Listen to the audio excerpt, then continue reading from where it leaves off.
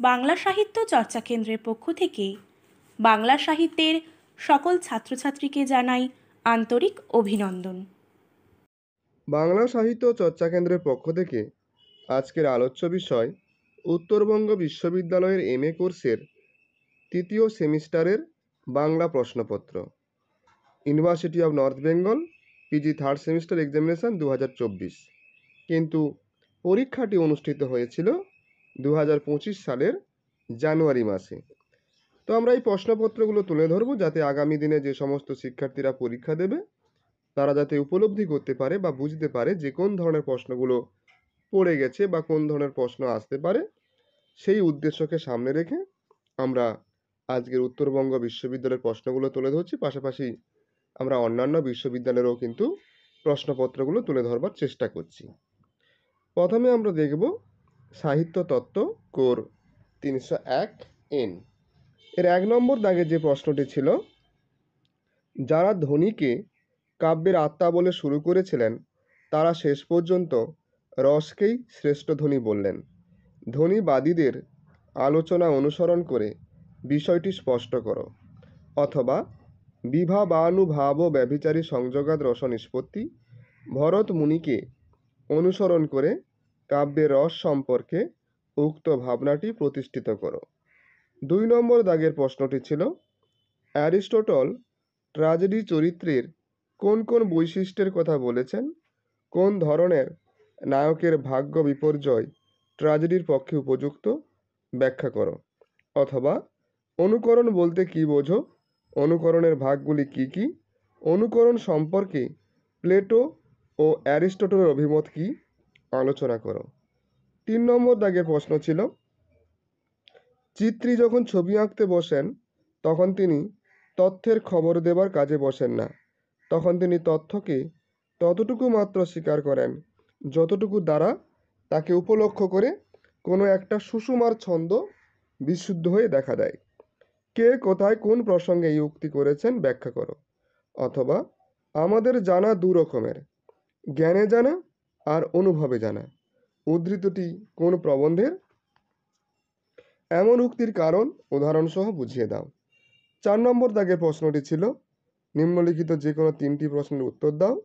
কতে ছিল বাক্যং গ্রাহ্যম অলঙ্কারাৎ, ব্যাখ্যা করো। খতে ছিল গুণীভূত ব্যঙ্গ এর দৃষ্টান্ত সহ পরিচয় দাও। গতে ছিল অ্যারিস্টটল ট্র্যাজেডিতে প্লটকে বেশি গুরুত্বপূর্ণ বলে উল্লেখ করেছেন কেন? ঘতে ছিল কাব্যের বিরুদ্ধে প্লেটো কী ধরনের আপত্তি তুলেছিলেন লেখো। ওতে ছিল রসের মধ্যে একটা নিত্যতা আছে, উক্তিটির তাৎপর্য বুঝিয়ে দাও। চতে ছিল কাব্য তাহলে আজ কোন লক্ষ্য ধরে রাস্তায় বেরোবে? উক্ত মন্তব্যের কারণ নির্দেশ করো। এরপরে আমরা চলে যাব বাংলা সাহিত্য সমালোচনা ও সমালোচনা সাহিত্য কোর 302N এর 1 নম্বর দাগের প্রশ্নটি ছিল, পাঠক প্রতিক্রিয়াবাদ কি? সংক্ষেপে বুঝিয়ে দাও। পাঠকের প্রতিক্রিয়াই যদি শেষ কথা হয় তাহলে লেখক জীবনীভিত্তিক সমালোচনার গুরুত্ব কোথায়? আলোচনা করো। অথবা ঐতিহাসিক সমালোচনা কি শুধু ইতিহাসের বিশ্বস্ত অনুসরণকে খোঁজা, নাকি সাহিত্যের মধ্যে যথার্থ ইতিহাসকেও খোঁজা? উদাহরণ দিয়ে বুঝিয়ে দাও। 2 নম্বর দাগে প্রশ্নটি ছিল, নারীবাদের নানান ধারার উল্লেখ করে বাংলা সাহিত্যে তার প্রয়োগ দেখাও। অথবা শৈলী ও শৈলীবিজ্ঞান বলতে কি বোঝায়? শৈলী নির্ধারণের বিভিন্ন মানদণ্ড দৃষ্টান্ত সহ বিশ্লেষণ করো। 3 নম্বর দাগে প্রশ্ন ছিল, আধুনিক কাব্য সাহিত্যের আলোচনা প্রসঙ্গে 19 শতকের কাব্য সাহিত্যের নতুন ধারা সম্পর্কে মোহিতলালের বক্তব্য বুঝিয়ে দাও। অথবা আধুনিক কাব্য প্রবন্ধে রবীন্দ্রনাথের সুচিন্তিত মতামত অবলম্বনে তার সমালোচনা ধারার পরিচয় দাও। 4 নম্বর দাগের প্রশ্ন ছিল, নিম্নলিখিত যে কোনো 3টি প্রশ্নের উত্তর দাও। এর কতে ছিল, আন্তর্বিদ্যকে সাহিত্য সমালোচনায় বিজ্ঞানের মানদণ্ডে কিভাবে সাহিত্য আলোচনা হয় একটি উদাহরণ দিয়ে বোঝাও। খতে ছিল, একই বিষয়বস্তু সময়ের প্রেক্ষিতে কিভাবে তুলনামূলক সমালোচনার অন্তর্ভুক্ত হয় বোঝাও। গতে ছিল, ক্রিস্টাল ও দেবীকৃত শৈলীর মাত্রাগুলি উল্লেখ করো। ঘতে ছিল উত্তর আধুনিকতার বৈশিষ্ট্যগুলি সংক্ষেপে লেখো। ওতে ছিল উপন্যাস সৃষ্টির প্রাক পর্যায় সম্পর্কে শ্রীকুমার বন্দ্যোপাধ্যায়ের বক্তব্য কী। চতে ছিল সুধীন্দ্রনাথ দত্তের সমালোচনামূলক প্রবন্ধসমূহের মূল বৈশিষ্ট্যগুলি সংক্ষেপে আলোচনা করো। এরপরে আমরা চলে যাব বাংলা ছোট গল্প ডিএসসি 301 বি। এখানে 1 নম্বর দাগের প্রশ্নটি ছিল, ছোট গল্পের বিশ্লেষণে প্রতীতির সমগ্রতা বলতে কী বোঝায়? এর প্রয়োজনীয়তা সম্পর্কে তোমার মতামত ব্যাখ্যা সহ লেখো। অথবা সাধারণত ছোট গল্পের সমাপ্তি কিভাবে এবং কত রকমভাবে হয়ে থাকে উপযুক্ত উদাহরণ সহ বুঝিয়ে দাও। 2 নম্বর দাগের প্রশ্ন ছিল, নতুন রীতির ছোট গল্প বলতে কী বোঝায়? মূল ধারার থেকে কোথায় নতুন রীতি আলাদা হয়ে গেল উদাহরণ দিয়ে বুঝিয়ে দাও। অথবা বাংলা গল্প আন্দোলনের সংক্ষিপ্ত ইতিহাস আলোচনা করো। 3 নম্বর দাগের প্রশ্ন ছিল, প্রাচীন ভারতীয় গল্পের ধারাপথে বাংলা ছোট গল্পের উদ্ভবের ইতিহাস সংক্ষেপে আলোচনা করো। অথবা 20 শতকের 40-50-এর দশকের বাংলা ছোট গল্পের বৈশিষ্ট্যগুলি আলোচনা করো। 4 নম্বর দাগের প্রশ্ন ছিল, যে কোনো 3টি প্রশ্নের উত্তর দাও। কতে ছিল ছোট আকারের গল্প ও অনুগল্পের সঙ্গে ছোট গল্পের সম্পর্ক সংক্ষেপে লেখো। খতে ছিল ছোট গল্পের ক্ষেত্রে ব্যঞ্জনার প্রয়োগ উদাহরণসহ লেখো। গতে ছিল টিকা লেখো শাস্ত্র বিরোধী গল্প আন্দোলন। ঘতে ছিল ছোট গল্পের সঙ্গে গীতিকবিতার সম্পর্ক আলোচনা করো। ওতে ছিল 50-এর মন্বন্তরকে কেন্দ্র করে লেখা ছোট গল্পের বৈশিষ্ট্য লেখো। চতে ছিল রবীন্দ্রনাথের সবুজপত্র পর্বের গল্পগুলির প্রকৃতি বিচার করো। এরপরে আমরা চলে যাব বাংলা ছোট গল্প ডিএসসি 302 বি। এখানে 1 নম্বর দাগে প্রশ্ন ছিল, জগদীশ গুপ্তের গল্পের জগৎ জীবন রহস্যের অতল অন্ধকারের জগৎ। এখানে একদিকে যেমন রয়েছে নিয়তি রূপিণী মহাশক্তির অমোঘ নিয়ন্ত্রণ, অন্যদিকে দেহভিত্তিক যৌন ক্ষুধা তার পাঠ্য গল্প অবলম্বনে বিষয়টি স্পষ্ট করো। অথবা পাঁচুর মৃত্যু পাণ্ডুর মুখের উপর সূর্যের শেষ রক্ত রশ্মি জ্বলিতে লাগিল, সূর্যকে ভক্ষ নিবেদন করিয়া লইয়া কুম্ভীর পুনরায় অদৃশ্য হইয়া গেল। দিবসের শেষে গল্পের এই বাস্তবতা সম্পর্কে প্রশ্ন উঠতে পারে, তবে গল্পের প্রতিপাদ্য বিষয় বাস্তবতা নয়, অলৌকিকতা। গল্পের অলৌকিকতাকে প্রমাণসহ ব্যাখ্যা করো। 2 নম্বর দাগের প্রশ্ন ছিল, ঘৃণা লাগে বড়, গা কুটকুট করছে। কোন প্রসঙ্গে এই উক্তি করেছে? গল্পটির প্রেক্ষাপট উল্লেখ করে তার ঘৃণা লাগার কারণ ব্যাখ্যা করো। অথবা গাঁয়ের মেয়েরা আসে দলে দলে, অনিশ্চিত আশঙ্কা ও সম্ভাবনায় ভরা এমন যে ভয়ঙ্কর সময় চলছে এখন, তার মধ্যেও তারা আজ ভাবনা চিন্তা ভুলে হাসি খুশিতে উচ্ছল। এই ধরনের পরিস্থিতির কারণ উল্লেখ করে আলোচনা করো। 3 নম্বর দাগের প্রশ্নটি ছিল, সুবোধ ঘোষের চতুর্থ পানিপথের যুদ্ধ গল্পটিতে স্টিফান হোরো থেকে রুন্নু হোরোতে উত্তরণের যে পথ, সেই পথে আদিবাসী সমাজের আত্মনির্মাণের অসম লড়াই প্রাধান্য পেয়েছে। তোমার মতামতের ভিত্তিতে মন্তব্যটি বিশ্লেষণ করো। অথবা সুবোধ ঘোষের গল্পে মধ্যবিত্ত সমাজ ও মানসিকতা কিভাবে চিত্রিত হয়েছে তা আলোচনা করো। 4 নম্বর দাগে আমরা দেখব যে কোনো 3টি প্রশ্নের উত্তর দিতে হবে। কতে ছিল অরূপের রাস গল্পের প্রধান 3টি বৈশিষ্ট্য হলো সংক্ষিপ্ততা, সাংকেতিকতা ও মনস্তাত্ত্বিকতা। এর যথাযথ উদাহরণ দিয়ে ব্যাখ্যা করো। খতে ছিল কলঙ্কিত সম্পর্ক গল্পে মাখনবালার প্রতিবাদী সত্তার পরিচয় দাও।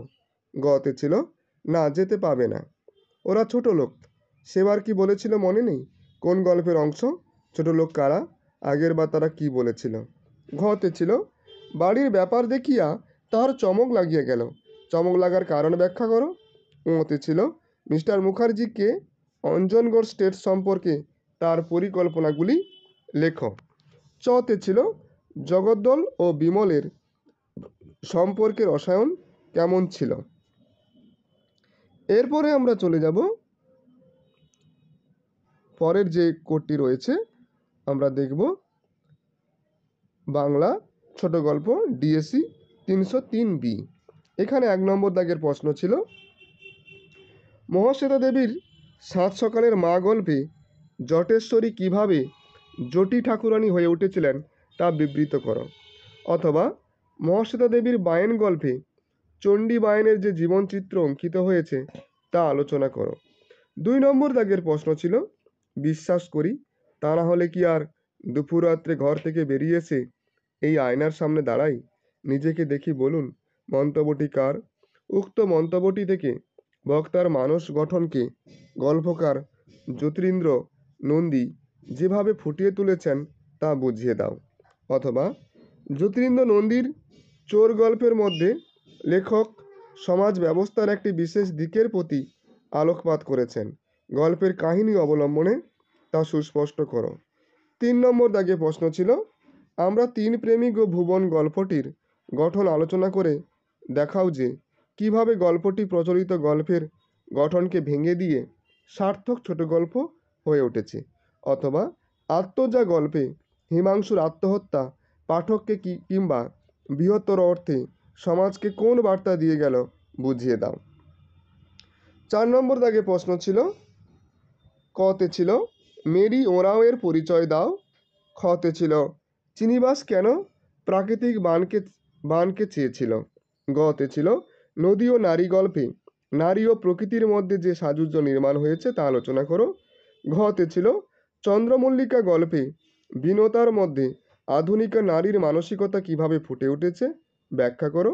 ওতে ছিল তোমার পাঠ্য বিমলকরের যে কোনো একটি গল্পে মৃত্যুর তাৎপর্য বুঝিয়ে দাও। চতে ছিল বিমলকর তার গল্পে কিভাবে প্রাকৃতিক গভীর প্রতীকী তাৎপর্য ব্যবহার করেছেন তা কয়েকটি দৃষ্টান্ত দিয়ে বুঝিয়ে দাও। এরপরে চলে যাব বাংলা সাহিত্য ও উত্তরবঙ্গ জি 301A। এখানে 1 নম্বর দাগে যে প্রশ্নটি ছিল, উত্তরবঙ্গের কবি জগৎজীবন ঘোষালের মনসামঙ্গল কাব্যের প্রধান চরিত্রগুলির পরিচয় সহ বিশেষ লক্ষণগুলি বিবৃত করো।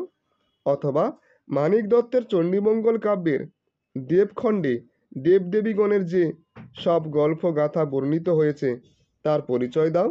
2 নম্বর দাগের প্রশ্নটি ছিল, ষোড়শ সপ্তদশ শতকে কোচবিহার রাজসভার কবিদের কাব্যচর্চার পরিচয় দাও।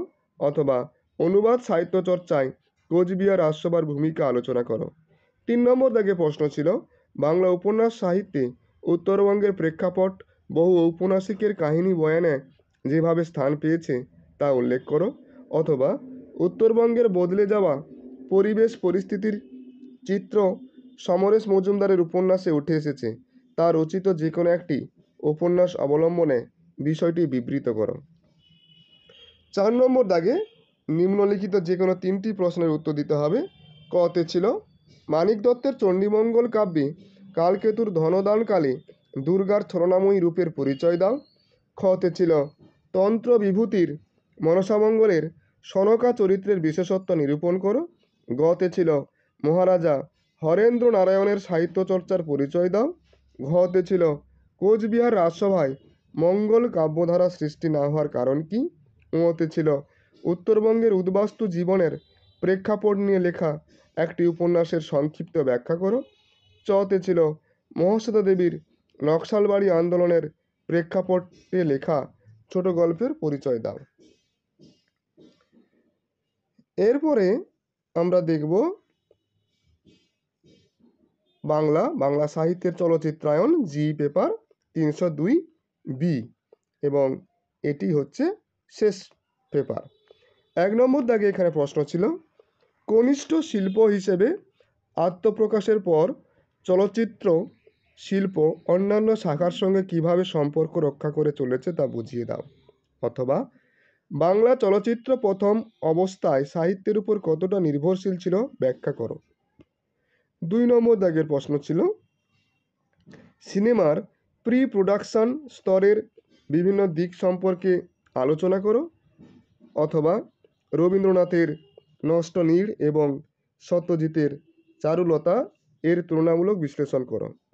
3 নম্বর দাগে প্রশ্ন ছিল, ভালো চলচ্চিত্র সাহিত্যকে বৃহত্তর জনগণের কাছে পৌঁছে দিতে পারে। তারাশঙ্কর বন্দ্যোপাধ্যায়ের সাহিত্য নির্ভর একটি চলচ্চিত্র অবলম্বনে প্রসঙ্গটি বুঝিয়ে দাও।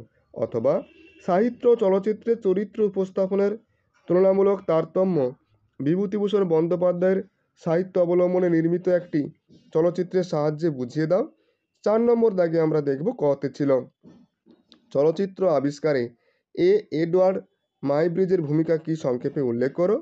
খতে ছিল চলচ্চিত্র থেকে সাহিত্য গ্রহণ করেছে এমন একটি টেকনিক উদাহরণসহ ব্যাখ্যা করো।